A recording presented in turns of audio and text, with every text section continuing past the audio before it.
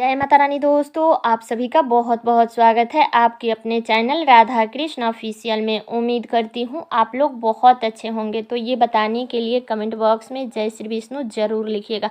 तो चलिए दोस्तों, आज हम इस वीडियो में जानेंगे कि साल 2024 में अनंत चतुर्थी का व्रत कब मनाया जाएगा, पूजा विधि क्या होगा, पूजा का शुभ मुहूर्त क्या होगा और इस दिन हमें क्या करना चाहिए क्या नहीं करना चाहिए, और अनंत चतुर्थी के नहाए खाए से लेकर के और पारण तक के संपूर्ण नियम विधि जानेंगे। तो आप लोग वीडियो के लास्ट तक बने रहिएगा, आप लोगों को अनंत चतुर्थी से संबंधित संपूर्ण जानकारी मिलेगी। तो चलिए वीडियो को शुरू करते हैं और जान लेते हैं सभी महत्वपूर्ण बातें।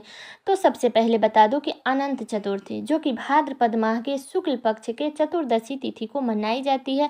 तो इस दिन भगवान गणेश और विष्णु भगवान की पूजा होती है और इसी दिन भगवान गणेश का विसर्जन किया जाता है और अनंत चतुर्थी के व्रत भी इस दिन रखते हैं। अब चलिए जान लेते हैं कि चतुर्दशी तिथि कब से शुरू हो रही है, कब समाप्त हो रही है और व्रत हमें किस दिन रखना है। तो बता दूं कि चतुर्दशी तिथि शुरू होगा 16 सितंबर को, दिन है सोमवार, दोपहर में 3:10 पर चतुर्दशी तिथि शुरू हो जाएगा और चतुर्दशी तिथि समाप्त होगा 17 सितंबर को, दिन है मंगलवार, सुबह में 11:45 पर चतुर्दशी तिथि समाप्त हो जाएगा। तो इस बार अनंत चतुर्थी का जो व्रत है वो 17 सितंबर दिन मंगलवार के दिन रखा जाएगा। ठीक है, तो इस दिन व्रत भी किया जाएगा, गणेश जी का विसर्जन भी किया जाएगा और इसी दिन जो भी लोग पूर्णिमा का व्रत करते हैं तो वो लोग पूर्णिमा का व्रत भी रखेंगे। ठीक है, सारे कार्य हमें 17 सितंबर को ही करना है। अब चलिए नहाए खाए के संपूर्ण नियम विधि जान लेते हैं। तो हमें 16 सितंबर को अनंत चतुर्थी व्रत का नहाए खाए करनी है। तो नहाए खाए के दिन हमें सोमवार के दिन बाल धो करके अच्छे से स्नान कर लेना है।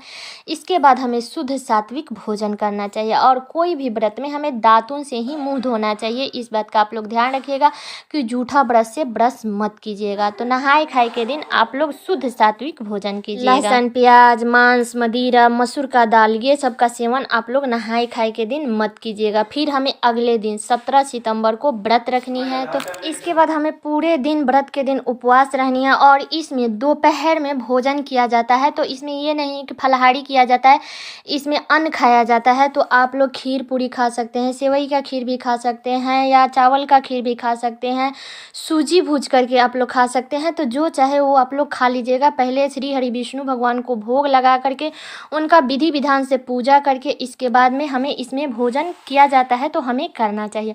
और बता दूं कि इसमें 14 गांठे वाले धागा दाएं हाथ में बांधा जाता है। तो ऐसा माना जाता है कि ऐसे धागा बांधने से ना आदमी सेफ रहता है और श्री हरि विष्णु भगवान की कृपा उसके ऊपर हमेशा बनी रहती है और उसे अंत में मोक्ष की प्राप्ति होती है। तो अनंत सूत्र बाजार में भी मिलता है, तो आप लोग रेडीमेड भी खरीद सकते हो या आप अपने हाथ से कच्चा धागा को थोड़ी थोड़ी दूरी पर 14 गांठ लगा करके और ओम अनंताय नमः का जाप करते हुए गांठ लगा लीजिएगा। और गांठ लगा करके उसमें हल्दी और पानी एक में मिक्स करके उसको उसमें डुबाया जाता है या कच्चा दूध में भी बहुत सारे लोग डुबाते हैं। तो ये कार्य करते हुए, गांठ बनाते हुए या उसका पूजा करते हुए हमें ओम अनंताय नमः मंत्र का जाप करना है, भगवान श्री हरि विष्णु की और धागा की पूजा करनी है। पूजा करने के बाद उस धागे को पुरुष के दाएं हाथ में और महिलाओं के बाएं हाथ में बांधना चाहिए अनंत सूत्र से, जो आप लोग मार्केट से भी खरीद सकते हैं या आप अपने घर में भी बना सकते हैं। तो जैसा मतलब अवेलेबल हो वैसा आप लोग कर लीजिएगा। ठीक है, इस दिन अगर कोई व्यक्ति विष्णु सहस्त्र का पाठ करता है तो उसकी समस्त कामनाएं पूर्ण होती है।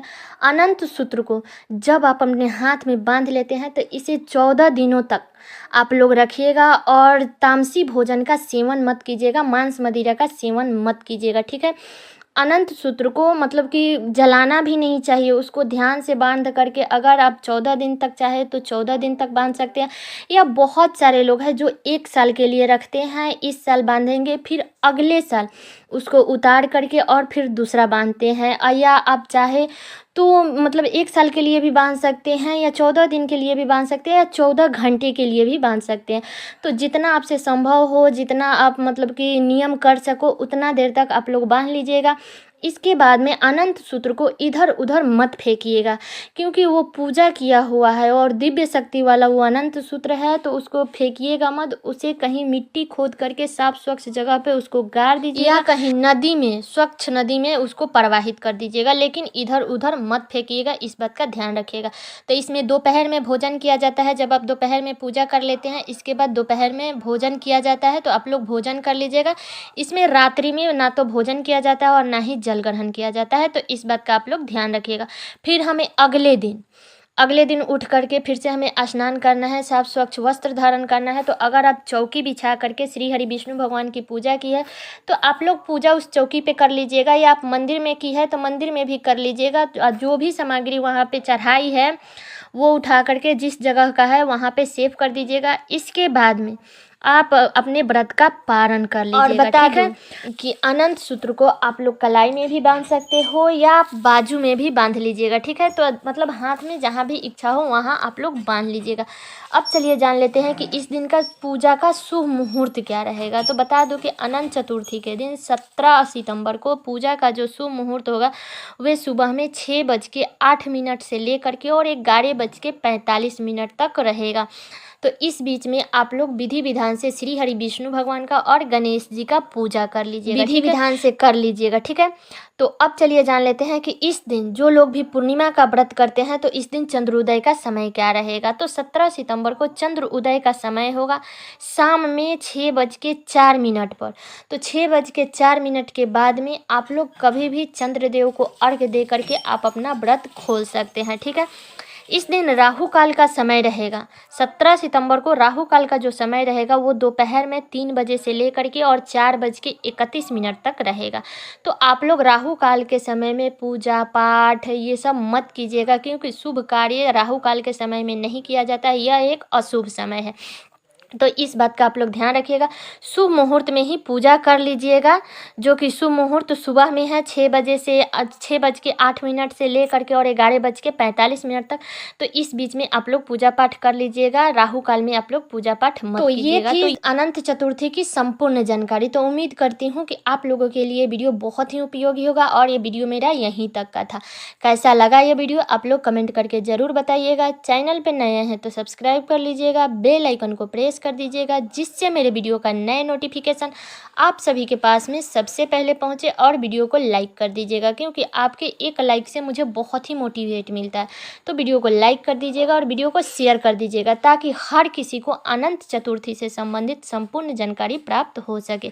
तो चलिए दोस्तों, मिलती हूँ अगले वीडियो में किसी नए वीडियो के साथ में। तब तक के लिए नमस्कार।